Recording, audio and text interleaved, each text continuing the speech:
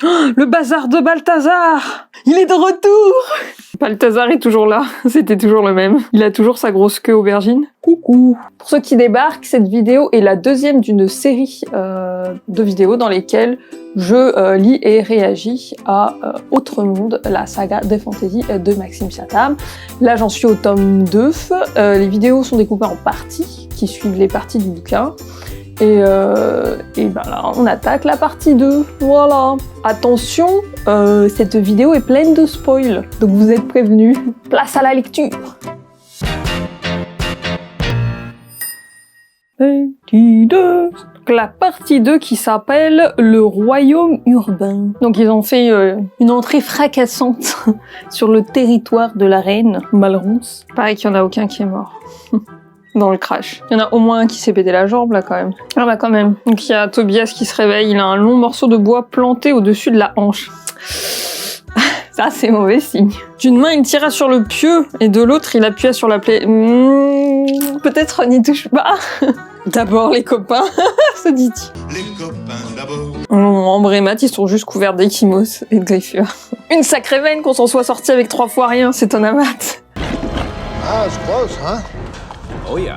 Matt examinait la blessure et se rassura en constatant qu'elle n'était que superficielle. Comment ils constatent ça par eux-mêmes? Genre, t'es pas docteur, moi je vois juste une plaie qui saigne, puis enfin, une plaie, ça saigne beaucoup, même quand c'est superficiel. Ça peut faire paniquer, quoi. Comment tu sais que ça va? Il ne faudrait pas que cela s'infecte. Oui, bah ouais. Je pense qu'il faudra plus qu'un pansement pour éviter que ça s'infecte. Oh, ça va l'avion? Il se pose des questions, genre est-ce qu'il y a des femmes parmi les cyniques? C'est une très bonne question, parce que jusqu'à présent, on n'en a pas vu. Qu'est-ce qu'il faut comprendre? Est-ce que les cyniques ont mangé les femmes? Est-ce que les femmes sont trop gentilles pour être cyniques? Et que du coup, Plume est portée disparue dans la forêt. Hein. Elle est restée là où ils ont été kidnappés par le peuple de Gaïa, là, les... C'est quoi leur nom déjà? Comment ils les ont appelés? Les chloropans? Les chlorophyllo... Oh boy, les gamins avec les cheveux verts. Bref, plus de chienne poney. Oh purée, et le retour des ablutions. Au petit matin, Ambre s'était absentée. Elle revint déçue de n'avoir trouvé aucun point d'eau pour ses ablutions. Se laver la chatte. Putain, et puis Tobias avançait, les pouces dans les sangles de son sac à dos, une brindille coincée entre les lèvres, l'arc se balançant derrière lui au rythme des foulées. Genre, pépère. Matt enviait son détachement apparent, presque de la nonchalance. C'est une façade, songea-t-il. Toby est un anxieux de nature. Il avait tout pour être bien sur l'île Carmichael, et pourtant il est là, dans cette galère avec moi, parce que je suis son ami, parce que je suis tout ce qu'il lui reste de son ancienne vie rassurante. Matt prit soudain conscience que s'il venait à disparaître, Tobias n'aurait plus rien. J'espère que c'est pas vrai quand même, enfin je veux bien qu'ils soient super potes, mais genre gros, enfin t'as été dans le coma pendant 8 mois où Tobias était entouré d'autres gamins, c'est quand même bizarre que genre justement en 8 mois il y ait pas eu d'autres choses qui soient entrées dans sa vie. Je veux dire s'ils avaient été encore que tous les deux, s'il y avait pas eu ces 8 mois de séparation forcée, je veux bien, mais là en fait là je comprends pas que Tobias soit toujours aussi rien ni personne en dehors de Matt. Il y a des réflexions, mais complètement contradictoires, Matt. Son Matt ne parvenait pas à imaginer qu'un dieu puisse avoir tout préparé, depuis le singe jusqu'à aujourd'hui. Bon, je vais passer sur cette phrase, mais ça veut pas dire grand-chose. Bref, bon, en gros, il est pas du tout... il se dit, ouais, non, Dieu, bof, c'est pas une explication. Il adhère pas. Alors, il continue. Que s'était-il passé ce jour de décembre où tout avait basculé? Un dieu était-il derrière tout cela? L'hypothèse de la nature toute puissante lui plaisait. Il se souvint tout à coup d'Ambre sur l'île, qui lui avait demandé d'être plus respectueux des croyances de chacun. Je crois que c'est elle qui a raison. La Terre nous a donné naissance d'une certaine manière. Nous étions une sorte d'expérience, un véhicule pour propager ce qu'elle est par essence, la vie. Et lorsque nous nous sommes mis à dévier de ce pourquoi nous étions faits, lorsque nous nous sommes mis à devenir une menace pour la vie plus qu'un moyen de la répandre, alors la Terre, la nature, nous a corrigés violemment. Il y a eu des avertissements, les changements climatiques, les catastrophes naturelles à répétition. Nous n'avons pas écouté. Elle s'est énervée une bonne fois pour toutes. Maintenant, il faut repartir sur de bonnes bases. Nous avons une seconde chance, il ne faut pas la manquer. Mais gros, là, ce que t'es en train de me décrire, c'est ça, c'est pareil qu'un dieu. Hein. T'es en train de dire que la nature, elle vous a corrigé, donc elle avait un plan, et quand vous vous en êtes écarté, elle s'est mise en colère. Je veux dire, c'est pas différent, c'est juste un autre dieu que le dieu chrétien, si tu veux, mais ça reste le même délire, quoi. Tu ne fais aucun sens, là. Putain. Bon, alors c'est moi qui comprends pas ce qu'il essaye de nous raconter. C'est possible. Il trouve une ville, faite de torchis blancs et de bois, avec des complexes néo-gothiques. Donc ils vont essayer de rentrer en se faisant passer pour des nouveaux cyniques, des sympathisants, des adolescents qui ont assez grandi, assez cachants sous leur manteau pour pas qu'on voit qu'ils sont trop jeunes. Je sens que ça va foirer, vraiment. Ça a l'air pourri comme plan. En plus, il y a la tête de Matt placardée partout sur la porte. Du coup, Ambre, elle dit il a qu'à pas venir avec eux. Lui, il peut rester là et les attendre. Évidemment, Matt, il est pas d'accord. Ambre pointa sur lui un doigt menaçant, en ajoutant d'un ton autoritaire. Vous m'avez promis de m'écouter, alors je vous le dis, cette ville est en effet l'occasion d'en apprendre plus avant de pouvoir rentrer chez nous. Ici, nous pourrons glaner toutes les informations que nous espérons. Tobias et moi allons nous y rendre. Pendant ce temps, tu vas nous attendre et nous promettre de ne rien faire d'idiot. Je suis sûre qu'il ne va rien faire d'idiot. Tobias sentit la tension monter et préfère ne pas se mêler de la conversation qui, de toute façon, resta là. Pas avoir peur, hein, ils peuvent se disputer, ils peuvent s'insulter, ils peuvent se quitter pas en bons termes. Ils virent une femme, la première depuis la tempête. Et cela leur fit un choc. Plus grand encore lorsqu'ils la virent tenir en laisse un enfant de 10 ans à peine. Plutôt qu'une vraie laisse en corde, c'était une chaînette en acier reliée à un bracelet de cuir au poignet de la femme. La chaîne s'enfonçait sous la blouse de l'enfant et tandis qu'il marchait, celle-ci s'ouvrit un peu au niveau de son ventre. Les deux pans contemplèrent l'horreur. La chaînette se terminait par un anneau noir qui mordait les chairs au niveau du nombril tout gonflé. Était-ce ce qui les rendait si amorphes? La femme faisait ses courses et tout ce qu'elle achetait, elle le donnait à porter à l'enfant, qui tendait les bras sans réaction. Qu'est-ce que tu veux faire d'autre avec un enfant? Je veux pas dire, hein, mais il y a déjà des gens qui tiennent leur enfant en laisse, hein, j'en ai vu. Les ours cargo. Putain, j'avais oublié ça. Du coup, ils vendent les enfants aux enchères. On les présentait comme du bétail, vantant leur jeune âge qui garantissait des années de bon service, leur force, leur gabarit frêle pour des travaux particuliers, jusqu'à ce que le dernier soit attribué. Donc dès qu'ils les baguent, qu'ils leur mettent l'anneau, la vie semblait quitter le petit visage déformé par la peur et la douleur et les larmes cessaient. Ça leur lave le cerveau. C'est tout pour aujourd'hui. Les autres doivent rester pour de plus amples analyses afin de servir la quête des poux. Ils sont devenus fous, totalement déments, conclut Tobias. Je veux pas dire, mais les adultes agissaient déjà comme ça dans le monde avant.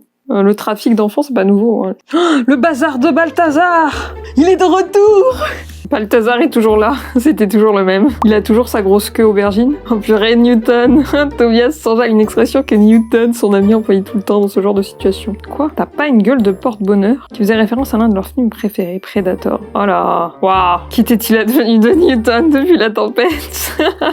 C'est le moment d'y repenser. Petite pensée pour Newton, disparu trop tôt. Vous étiez le vieux Balthazar qui était à New York, pas vrai? New York? Qu'est-ce que c'est? C'est le vieux bonhomme. Le vieux bonhomme. Est-ce qu'il fait semblant de pas savoir ou est-ce que du coup les adultes ils ont complètement... Ah mais oui, je crois que les adultes ils ont oublié, on avait déjà établi que les cyniques se souviennent pas de ce qui s'est passé avant la tempête. Est-ce que lui aussi il a été cyniquifié? Ah oui, les cyniques avaient-ils perdu la mémoire de leur ancienne vie? C'est vrai qu'ils le savent pas. 2 mois après le cataclysme, comme ils l'appellent, d'immenses colonnes de fumée sont apparues dans le ciel pendant plusieurs semaines. Chaque survivant au groupe de rescapés du cataclysme, les adultes, s'est dirigé vers ces feux. C'était la reine Malheureuse qui les avait allumés. Elle nous a expliqué qu'un terrible mal nous avait frappés à cause de nos erreurs passées, de nos péchés. Elle nous a montré la voie à suivre pour survivre. Réduire les enfants en esclavage. C'est elle qui nous a révélé que les enfants étaient la cause de nos maux. C'est par leur faute que tout ça s'est produit, leur insouciance, leurs caprices, leurs excès. Comment vous pouvez croire ça, genre les excès des enfants, alors que les adultes, pour plaire à nos enfants, nous avons toujours voulu plus, toujours fait plus. C'est pas crédible une seconde. Vous êtes un peu cons, en fait, avouez-le. C'est ça, leurs erreurs passées et leurs péchés, c'est d'avoir trop voulu pour leurs enfants. Mais les enfants n'y sont pour rien, s'indigna Ambre. Tu veux pas essayer d'être un peu plus discrète? Fais semblant quand même. Oh oui, mais bien sûr. La reine le sait, elle fait des rêves, vous savez, elle a vu l'avenir. Balthazar parut tout à coup méfiant. Il pencha la tête pour mieux distinguer ses visiteurs. Dites-moi, quel âge avez-vous? Ouais, pose-toi la question. Quand un adolescent prend enfin conscience des enjeux de la vie, il franchit un cap. Il prend ses responsabilités et devient l'un des nôtres. Chaque semaine, des jeunes hommes et des jeunes femmes comme vous parviennent jusqu'à nous, trahissant leur clan en ouvrant enfin les yeux. Ok. Colin, murmura Tobias. Colin? Oui, je connais un jeune garçon de ce nom qui a récemment quitté son clan. Il n'était pas mort, lui? Mangé par un poisson? Vous savez où on peut le trouver? Ne dites pas que Colin a survécu. Lui a promis qu'il livrerait tout un clan à nos troupes. Il a échoué aussi, il aurait dû être banni. Pourtant, un homme dans cette ville prend sous son aile les adolescents refusés. Ah, le buveur d'innocence. Ça donne pas envie. Il vit dans la haute tour de pierre au centre de la ville. Mais si ce Colin que vous cherchez, allez donc à la taverne en face, il s'y trouve presque tous les jours. J'ai l'impression d'être dans un RPG, tu sais. Tu sais pas comment faire avancer la quête? La taverne. Je devrais rapporter aux autorités votre présence en ville, vous savez. Mais je n'en ferai rien. Je vous fais confiance. Pourquoi? Tobias crut voir les yeux du vieil homme devenir jaunes, avec une longue pupille noire verticale comme un serpent. Il leur adressa un clin d'œil et la porte se referma. Je pense qu'il fait semblant, Balthazar. À mon avis, il est pas brainwashé comme tout le monde. C'est inéluctable. En grandissant, nous allons tous changer jusqu'à rejoindre le camp des cyniques. Bah, c'est bien que cette question vous percute juste maintenant. Mieux vaut tard que jamais, hein. Si tu veux mon avis, ça va plus loin que la maturité. C'est aussi physique. Comment ça? L'attirance, Toby, le désir. Ces choses qui commencent à nous tirailler. J'ai peur que cela nous éloigne des autres pans plus jeunes et qu'on finisse par ne plus se sentir en harmonie avec eux. La sexualité bouleverse notre équilibre interne. Et si les hormones nous font peu à peu dévier vers les cyniques alors qu'il n'y a aucun espoir? Parce qu'on ne peut lutter contre cette évolution normale de chacun de nous. Je sais pas pourquoi elle lit ça, la sexualité en particulier, surtout bon, les cyniques, a priori, pour l'instant, on les voit pas faire grand-chose de sexuel. Bon, tu me diras, Dieu merci, j'ai pas envie, mais ça a pas été sous-entendu qu'ils aient une sexualité, même une sexualité tout court. Je ne crois pas que ce soit seulement ça, parce que moi, par exemple, il m'arrive des fois de faire des rêves un peu, tu vois ce que je veux dire. Mais j'espère surtout qu'il t'arrive de te branler, Tobias, hein, à ton âge, purée. Eh bien, c'est un truc de garçon. Bah ouais, c'est un truc de garçon. Bon, les filles, ça n'arrive jamais. Donc, Colin a bien échappé au poisson. Ok.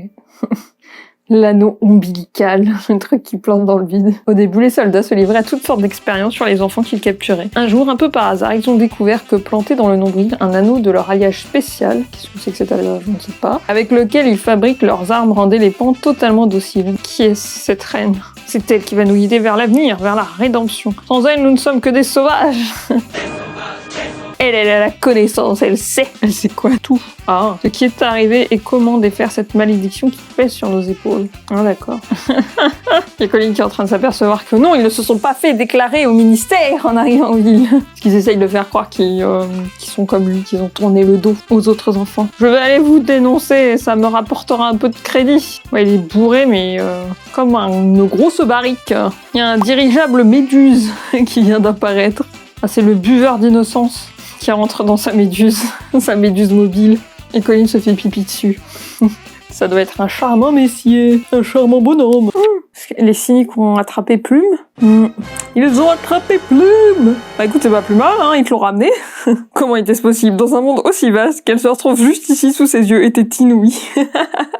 Encore la technique Wormhole extrême. Putain, il y a 13 mecs, hein, quand même, qui tirent les cases avec les animaux. Mais s'en fout, Matt, il y va. Là, ça y est, Matt va commencer à tous les découper. Matt se lance à l'attaque. Matt sauta sur le chariot pour frapper de toutes ses forces la cage qui vola en éclats. Plume releva la truffe et ses yeux s'agrandirent quand elle reconnut Matt. Et là, elle va lui sauter dessus pour lui faire la fête. Moi, il y en a déjà tué 4. Il terrassa en 2 coups d'épée. Waouh, ils sont quand même 13, gros. T'as beau être super fort, s'ils sont beaucoup plus nombreux. Putain, mais en plus, il y en a d'autres qui arrivent. Ne me dis pas qu'il va dégommer plus de 20 mecs. Comment ils arrivent pas, hein? Ah! La chienne fut éperonnée par une lance qui lui enfonça les flancs. Non, pas de mal envers les animaux. Les enfants, je m'en fous, mais... Pas les animaux, on bras le sien. Ah bah, il ne remarqua pas les 2 cavaliers qui jaillirent avec un grand filet. Le filet lui tomba dessus en le déséquilibrant. Ah, il roula et perdit sa lame, pendant que les mains s'entortillaient autour de ses membres. Ah, il déchire le filet à main nue. Bah ouais, hein. Un officier se jeta sur Matt et commença à le rouer de coups avec un gourdin. Matt répliqua d'un direct du droit et les dents se brisèrent. Ils furent bientôt 8 à l'éreinter à coups de bâton. C'est une bête, le gars, quand même. Bon, après 30 secondes, le garçon recroquevillé sur lui-même ne bougeait plus. Mais on a quand même niqué 20. Tobias et Ambre virent alors Matt allongé sur une cage. Sur une cage? Pas dans une cage? Ah, Plume était dans la cage. Toutes les gardes sont doublées et les contrôles renforcés. Je vais prévenir le conseiller que nous avons une possible intrusion. Tobias, d'un petit coup de coude, attira l'attention d'Ambre sur la porte. 8 soldats en barraient l'accès. Toby, dis-moi qu'il n'est pas mort. Matt, impossible, il ne peut pas mourir. Ah ouais? Tu veux parier? Et maintenant, demanda Tobias. Maintenant, on entre et on libère notre ami. C'est pas un plan, ça, Ambre. Donc Matt se réveille, il est attaché à une table, de larges sangles en cuir. Même en donnant le meilleur de lui, il ne pouvait les déchirer. Vraiment, si c'est juste des sangles en cuir? Il se sentait très faible. Ouais, bon. Ah, c'est parti pour de la torture. Il lui a craché dans l'oreille. Tu voulais pas lui arracher l'oreille plutôt? Ah non, j'en veux plus. Les chauves-souris tournoyaient au-dessus de la ville, virevoltantes. Elles rasaient les murs et les toits avant d'aller se nicher dans d'obscures cachettes, le temps d'avaler les moucherons qu'elles venaient d'attraper. Tobias guettait ce balai en songeant à Colin, lui qui savait communiquer avec les oiseaux. Oh là là, ils vont emmener Matt. Ils vont le descendre vers le sud pour l'apporter à la reine Malronce. Bah ça tombe bien, c'était votre destination. Au pire, montez dans le bateau. Oh non, fit Tobias, l'air sévère. Nous allons le sortir de là. Oh non, oh non. Vas-y Tobias, c'est ton moment. Y crois. Il leur faut du matériel. Donc ils vont aller cambrioler le bazar de Balthazar. Je vais tenter de crocheter la serrure. Tu as de la substance molle sur toi. Il a toujours son champignon lumineux qui fait toujours autant de lumière, sachant que le champignon, ça fait littéralement des mois qu'il se trimballe avec son champignon. Il devrait être moisi, juste là. Il devrait plus rien rester de ce champignon. Ils s'approchaient de la sortie lorsque le halo du champignon révéla une paire de pantoufles et une longue robe de chambre parant la route. Balthazar, étoisé de ses yeux brillants. Il va leur mettre des coups d'aubergine. Oula. Ses rides se creusèrent d'un coup et ses pupilles s'allongèrent pour devenir des pupilles verticales, tandis que le blanc de l'œil jaillissait. Quoi? Qu'est-ce qui est ça? Une langue de serpent fine et frémissante jaillit d'entre ses lèvres et il dit « J'ai toujours détesté les fouineurs. Vous ne vous êtes pas déclarés au ministère, lança-t-il. Vous êtes des criminels. Nous allons le faire, anti-ombre. Nous cherchons un endroit à l'abri de l'humidité. » Vous me mentez, jeune fille, dit-il plus bas. Mais je vais vous laisser une chance de me dire la vérité. Toute la vérité.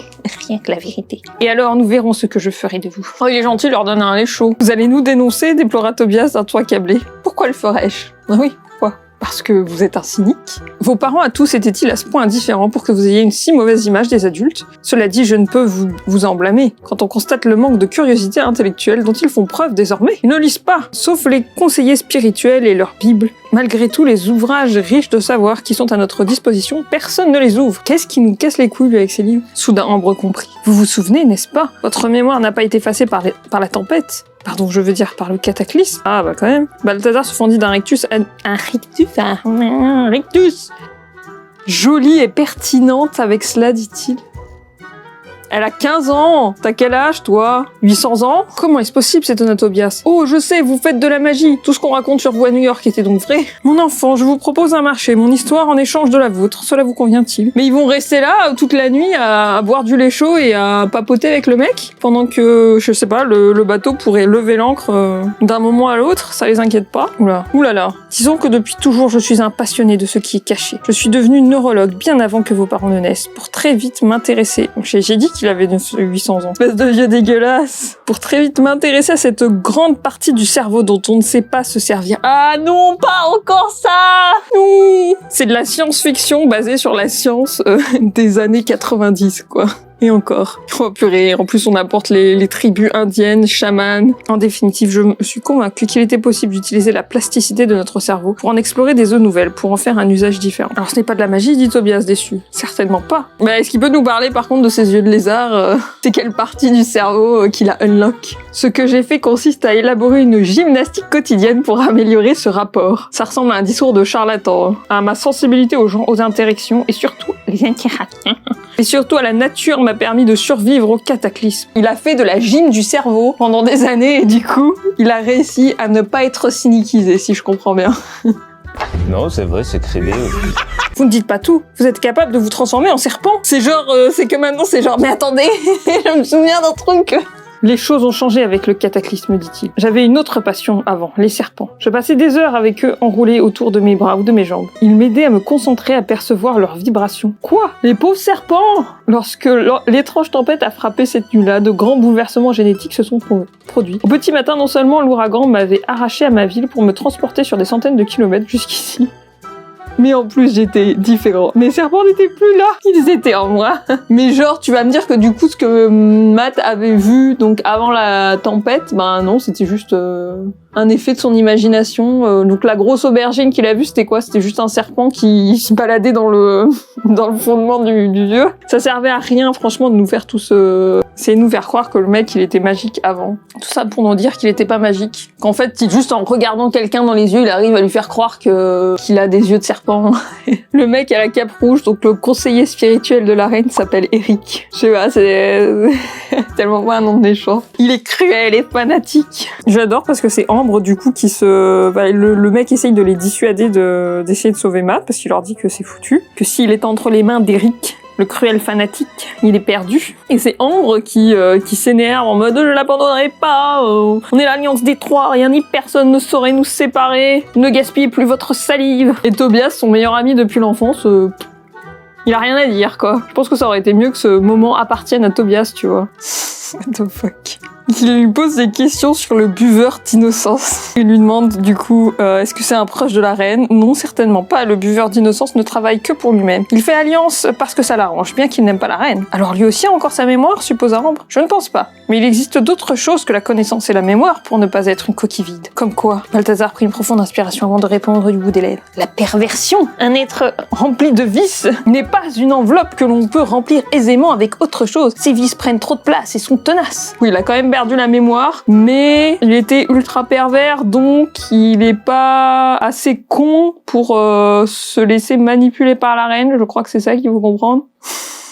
Quiconque a besoin de quelque chose qu'il n'obtient pas, vient le voir et il trouve toujours un arrangement. Il pourrait libérer Matt pour nous, demanda Ambre. T'as bien écouté quand même. Le mec, il vient de te dire que il est tellement pervers que il a gardé son free will. Et l'autre, littéralement, la colline quand ils l'ont croisé et qu'il a vu que son maître rentrait à la maison, il s'est pissé dessus. Enfin, je sais pas, t'es sûr d'avoir envie d'aller négocier avec un type pareil. Puis il s'appelle le buveur d'innocence. Le navire du conseiller royal, le Charron, se dressait à seulement 30 mètres de là. Subtil, Bill. La passerelle d'embarquement, elle est pas gardée. Il y a un truc qui cloche, compris Tobias. Quoi donc? La passerelle, elle n'est plus à quai. Zut! Oh, ils virent alors que les amarres avaient été jetées et les grandes voiles baissées. Ils partent! On est du point de vue d'un matelot qui s'appelle Roger. Ils ont l'air un peu demeurés, les cyniques. Ça explique beaucoup de choses. Donc apparemment, ils sont partis pour 9 jours de voyage. Le lombric de qui vient de sortir? Quoi? Nous allons prendre de la vitesse. Ils sont autopropulsés par un lombric. Dans quelques minutes, nous irons plus vite que tous les bateaux du monde. Je n'arrive pas à prendre ça au sérieux, je les imagine en train de filer sur le fleuve, poussés par un lombric. N'avoir pu rejoindre Matt leur était un véritable accablement. Bah oui, ça se voit, ils sont partis dormir. Vous faites quoi les gars? Au lieu d'essayer de sortir de la ville. Ou alors ils ont déjà décidé qu'ils allaient...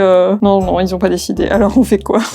Vous auriez dû avoir cette conversation avant d'aller vous coucher, non? Il n'y a que des petits bateaux amarrés. Même si on parvient à les piloter, jamais nous ne pourrons rivaliser de vitesse avec un 3-mâts. Avec un 3-mâts muni d'un lombric. J'ai mon idée. Tobias se retrouva un peu d'entrain et se redressa. Ambre avait le visage fermé, l'air préoccupé. Alors, s'impatienta Tobias, à quoi tu penses? À ton avis, à quoi elle pense? Nous allons frapper à la porte de la grande tour, demander à Colin qu'il nous introduise auprès du buveur d'innocence. A few minutes later. Les murs étaient roses, pêche, marron clair ou vert d'eau. Il a des goûts intéressants. Des tapis jaunes, orange et bleus. Ajoutent encore plus de couleurs à la décoration, pourtant déjà acidulée. Il a l'air vachement bling bling. Il y avait même des bocaux de verre remplis de friandises dans des alcôves. Ah, c'est cringe, le gars, il est... Ils vont le trouver en couche culotte. De quelle monnaie d'échange dispose-t-on? Demanda Tobias. Parce que je ne vois pas bien ce qu'on va pouvoir lui proposer.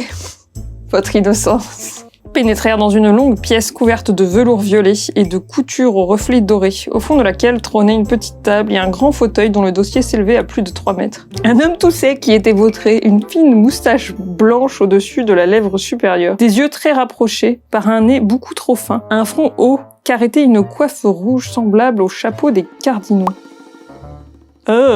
Qui vous envoie? demanda-t-il. Personne, répondit Ambre. Nous venons de nous-mêmes pour vous demander un service. Il nous a été dit en ville que vous étiez ce genre de personne, capable de tout arranger. C'est en effet ce qu'on dit de moi. Et que peuvent souhaiter 2 jeunes gens ici, à Babylone? Notre ami a été emporté sur un navire, cette nuit. Il fait route vers le sud et nous devons le retrouver au plus vite. Rien que ça. Un seul navire a pu partir dans la nuit, c'est le Charron, celui du conseiller spirituel Eric. Ce n'est pas une poursuite qui s'engage à la légère. Il transporte avec lui notre ami, et c'est le garçon dont le visage est placardé partout en ville. Celui-là même que la reine Malronce recherche activement. En quoi devrais-je être concerné? Pour que la reine le veuille à ce point, il a forcément de l'importance. Ne voudriez-vous pas le rencontrer avant que la reine ne l'enferme? Que me proposez-vous? demanda le buveur d'innocence. Déposez sur cette table devant vous ce que vous m'offrez en échange de mon aide. C'est ainsi que je procède. C'est la table des offrandes. La table des pacte, ok.